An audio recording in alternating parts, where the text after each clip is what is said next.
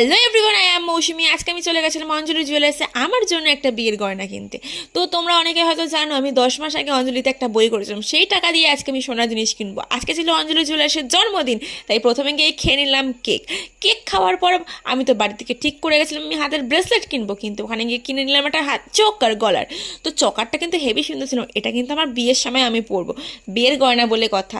তারপরে এটা পারচেস করার পর আজকে যেহেতু অঞ্জলি জুয়েলার্সের জন্মদিন ছিল, তাই আজকে এখানে বিভিন্ন রকমের স্টল বসেছিল। প্রথমে আমরা খেয়ে নিলাম আইসক্রিম। তো মা, বাপি, বাবু সবাই গেছিলো। বাপি যেহেতু কাজ ছিল, তো বাপি অফিসে চলে গেছিলো।